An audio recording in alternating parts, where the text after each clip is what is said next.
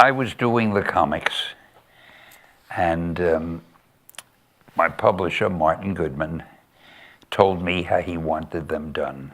A lot of action, a lot of fight scenes, not too much dialogue. Our readers don't like to read dialogue. And don't use any big words. They're not good at vocabulary. Just concentrate on the fight scenes. That's what they like. Well, I can write a fight scene, I think, as well as anybody, but that's not what I wanted to spend my life doing.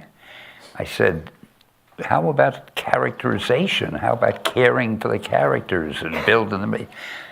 Give me fight scenes. So I went home and I said to Joni, you know, honey, I think I'd like to quit. I can see this job as a dead end. It's going to lead to nothing. I might as well leave now and try to find something else to do.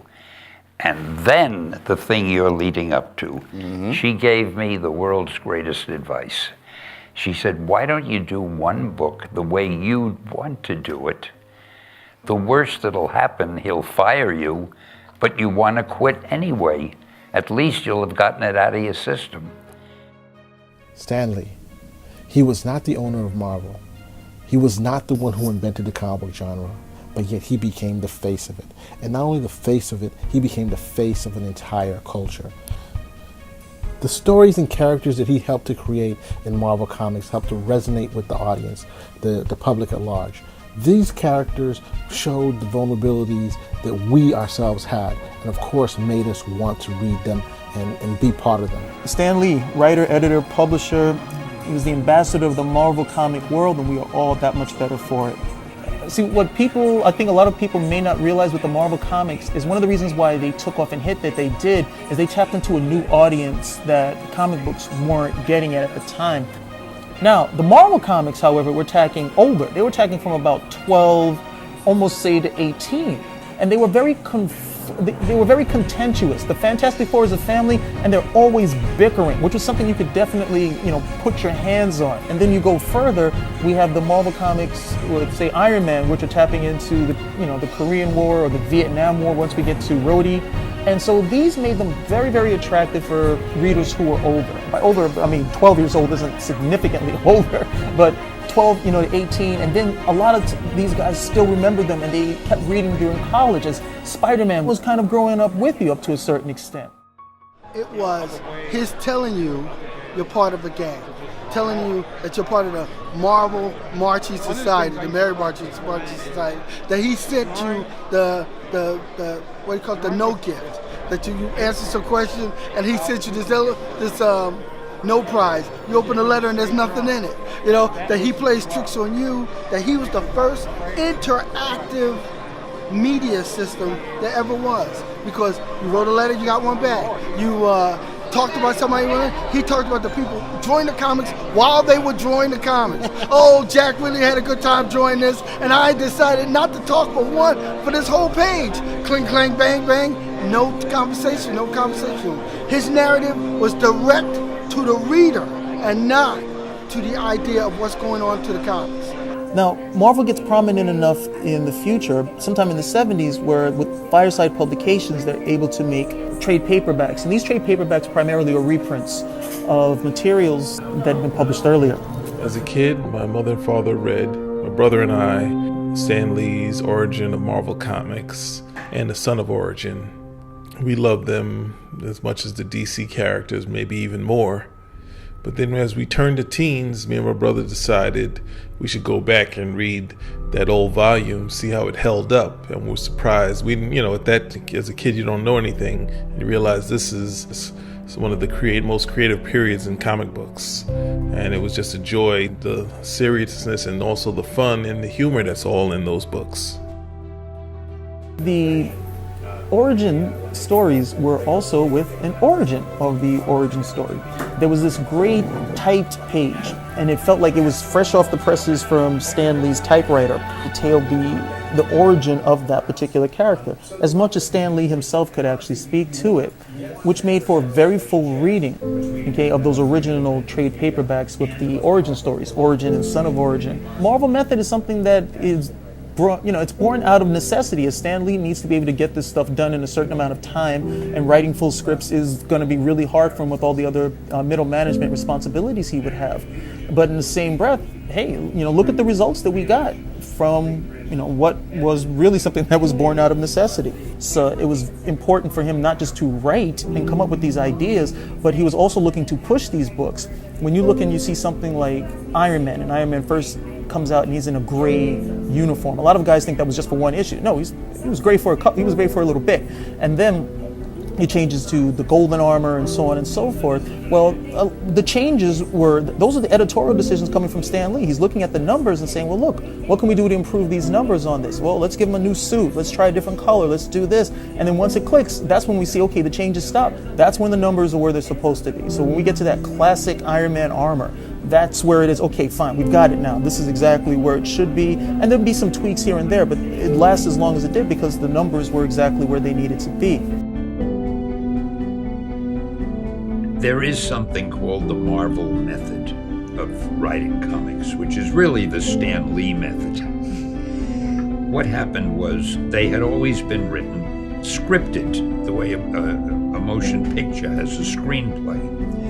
And I used to write them that way. I'd write the script, give it to the artist, and he would draw it. But by the time we were doing Spider-Man and the Hulk and the Fantastic Four and Iron Man and Daredevil and Thor, I didn't even mention the X-Men and the X-Men. I couldn't write them fast enough. And these artists were so brilliant, and they were so good at story themselves, that I would say to the artist, look, this is the plot I want.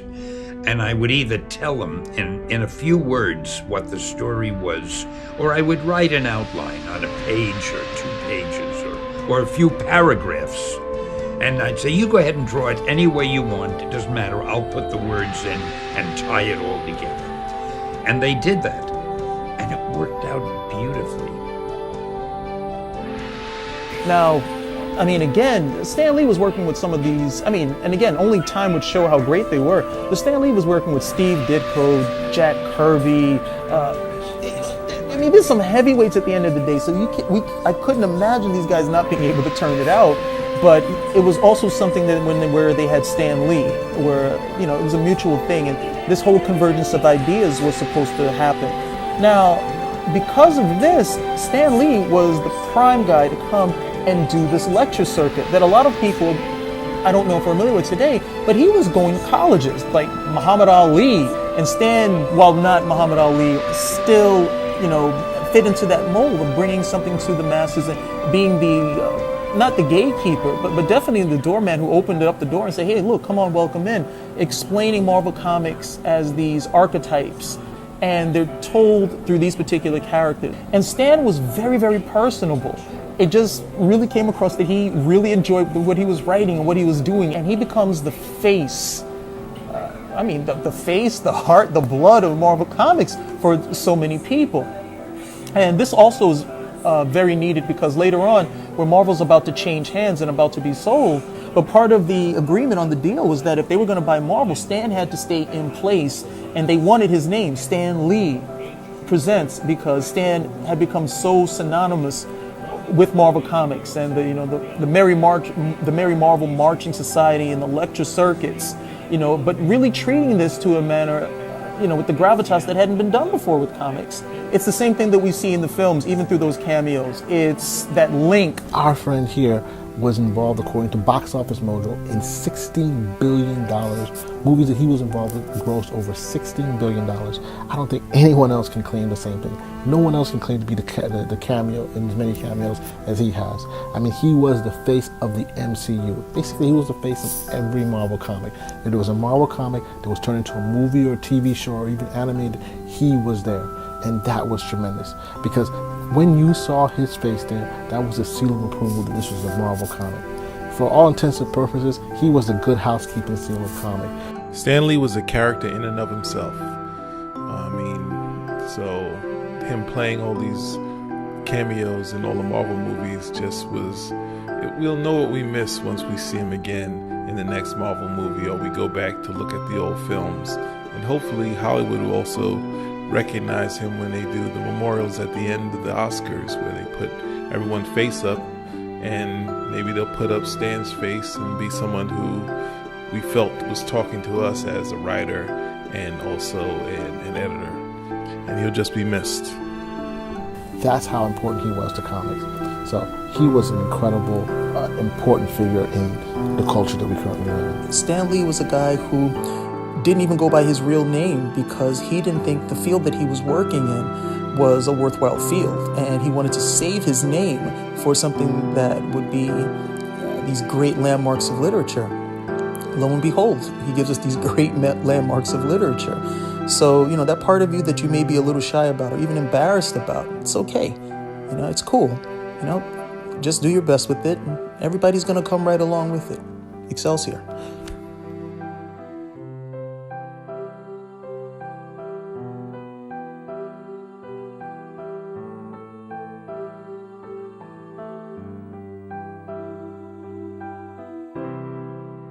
Let's lay it right on the line. Bigotry and racism are among the deadliest social ills plaguing the world today. But unlike a team of costumed supervillains, they can't be halted with a punch in the snoot or a zap from a ray gun. The only way to destroy them is to expose them, to reveal them for the insidious evils they really are. The bigot is an unreasoning hater, one who hates blindly, fanatically, indiscriminately. If his hang-up is black men, he hates all black men. If a redhead once offended him, he hates all redheads.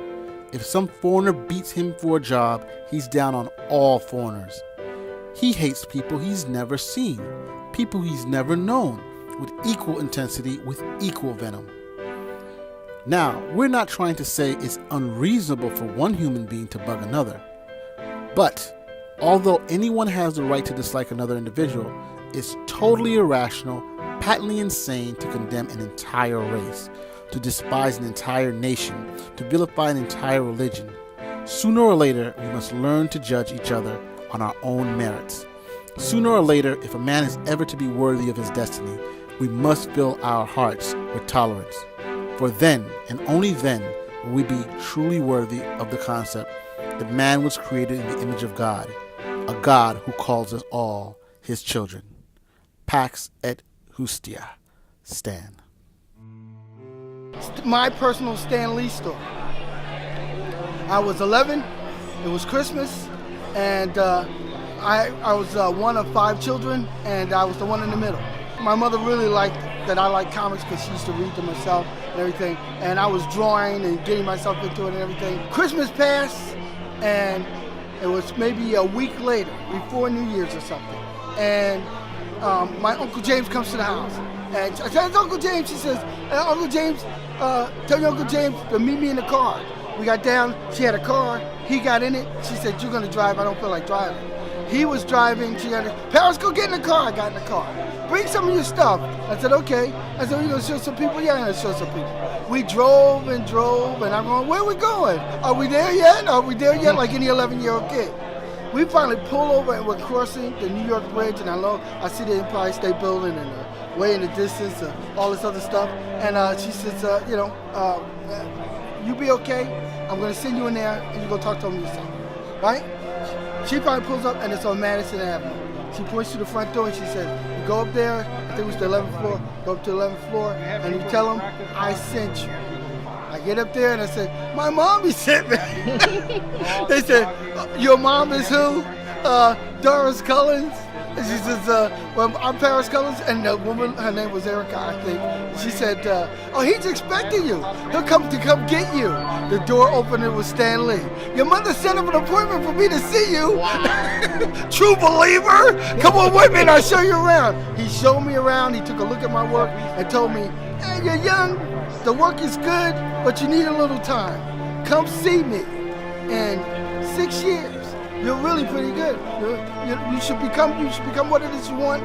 Just give yourself the time and continue to do it. That was my first meeting with Stan Lee. You know, and I had saw him 6 times before and after that. So the addendum is, my mother was taking courses in college in literature, and Stan Lee came to do a lecture, and she stepped up and asked him to take a look at my son's work, which she was a very gorgeous woman, so most men did say no to her, and neither did Stan. Hi everybody, this is Marge with Spin Racket. I'm here with Veronica here at the WinterCon, and we're talking about how the death of Stan Lee affected you. Veronica, talk to me. Well, Stan Lee has created something that's very life-changing, and without Stan Lee, we wouldn't have all these conventions, all these events, and life would be very different without him. Sanjay Singh of Clean Shot Pro or Clean Shot Productions.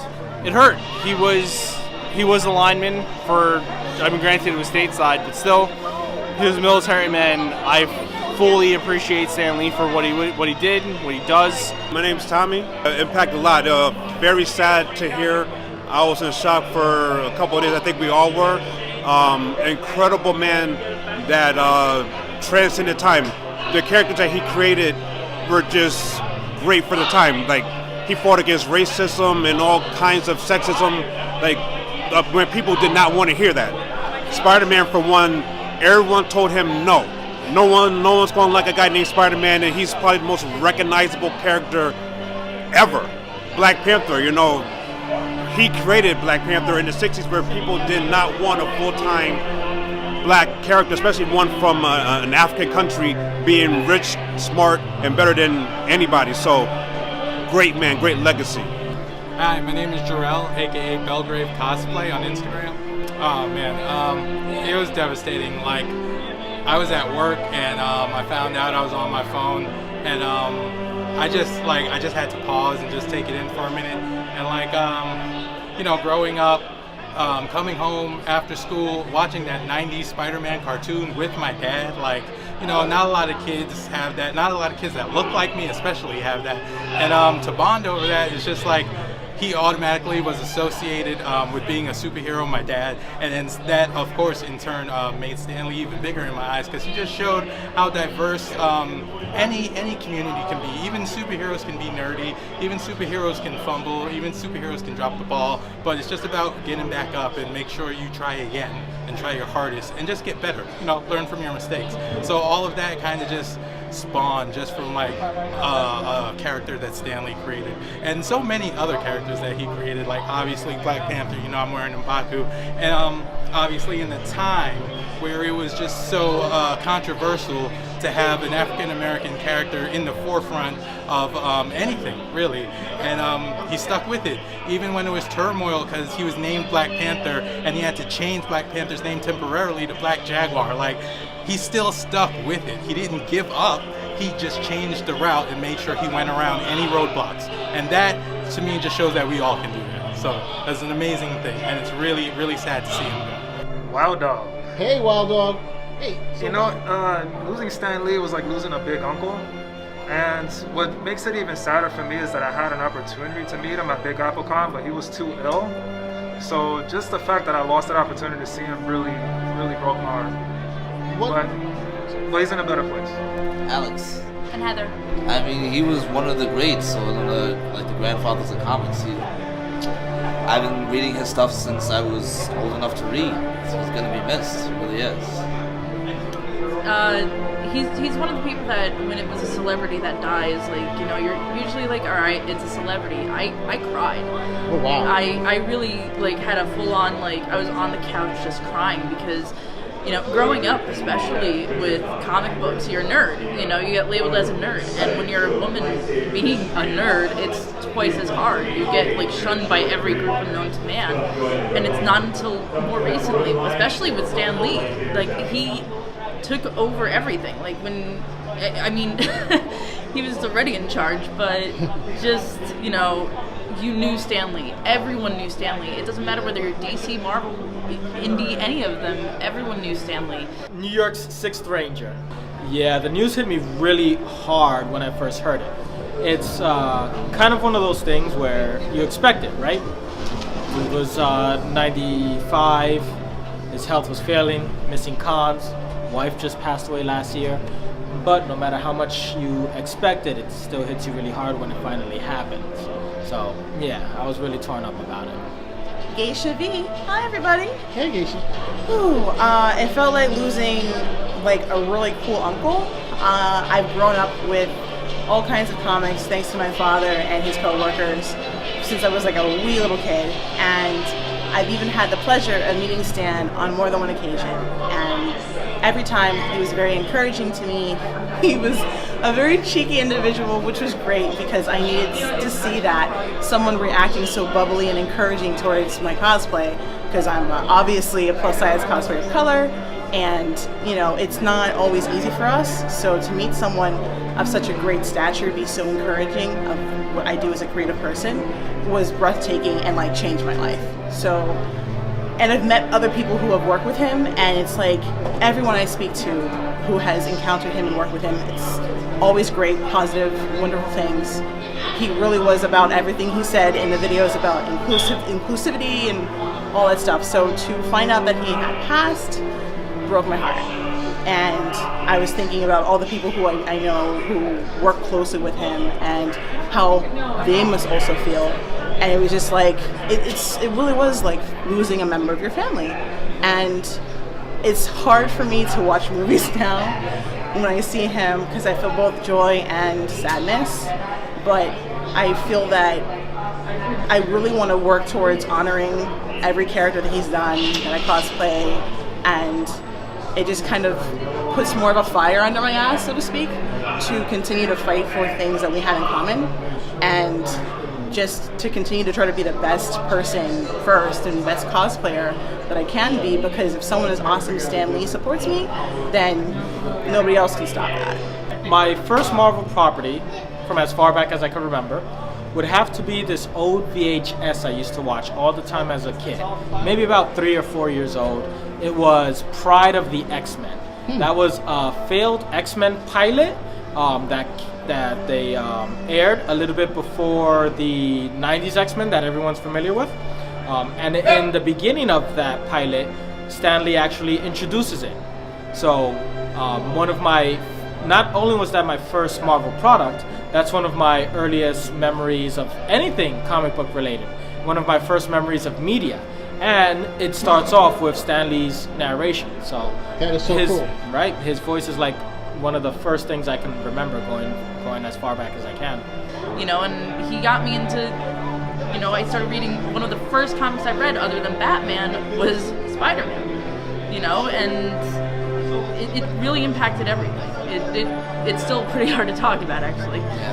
There's so many of them that are good and some that are great. But if anything, I guess I'd have to go with the Hulk.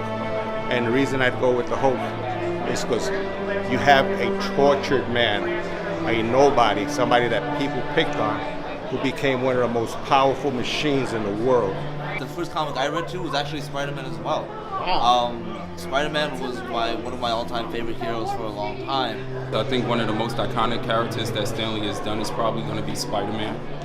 I had originally been looking at the Captain America comic books just because I thought he looked cool, and obviously I like stars. So,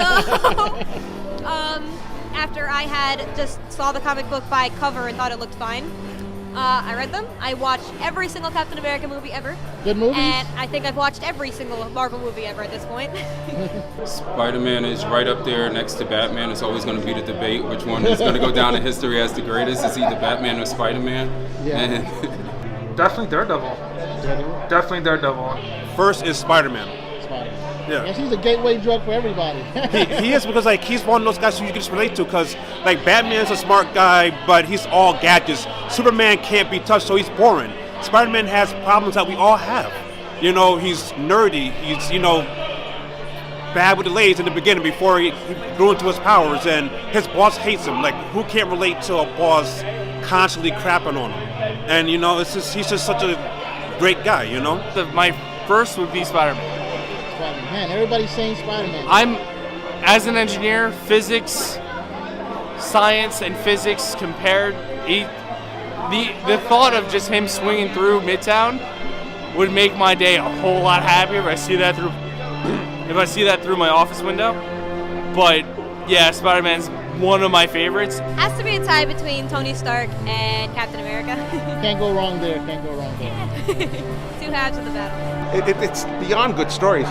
It's like having a mental problem, but it wasn't a mental problem. It's mental, physical, And the fact that I don't want to be weak, I don't want to be a monster.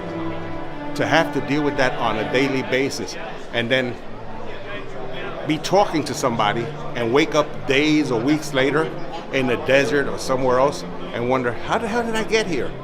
And now you're walking barefoot with no money, no ID, and you're trying to survive until the next time he takes over and you're somewhere else. And every time that you become your other character, people trying to kill you. You haven't done anything, you just want to be left alone. There's so many people in this world who want to be left alone. And somehow they seem to be tormented by other people. I remember getting older and when the Marvel movie first started coming out, realizing like I don't have to be, weird about being a nerd anymore. Like, it's becoming cool to be a nerd, and everyone's starting to come up to me and ask me, hey, do you know about this? Do you know about this? Where do I get started on that? And it was like a dream come true. And he was one of the people that was the forefather of that. Yeah, and not to interrupt, but when I first started getting really into comics again, my local comic shop, Best Comics, I just walked in and they treated me like I was a regular person. So as a nerd, I didn't get that. So it's one of those, it's like, it was just phenomenal. And then I started working there, and then it got me into everything. When I was over at NYCC, my aunt she gave me the money to give her a mystery box, and she got one of Stan Lee's replica Excelsior rings. And because it didn't fit her, she gave it to me. And then after his death, I started wearing it a lot more. Oh wow, that's so cool. And what's special about Stan, I liked his writing. There's no getting around it. There's no not liking. If you like Spider-Man, then you're liking Stan Lee. If you like Daredevil, you like Stan Lee. If you like the Fantastic Four, you like Stan Lee. There's no getting around it. He had every influence upon those comics, especially Thor 2. It's an influence of its cohabitation, and maybe it's all because of Stan. But one way or the other, we all owe Stan. Anybody who's involved in fantasy and involved in comic books in this era, it's all because of Stan.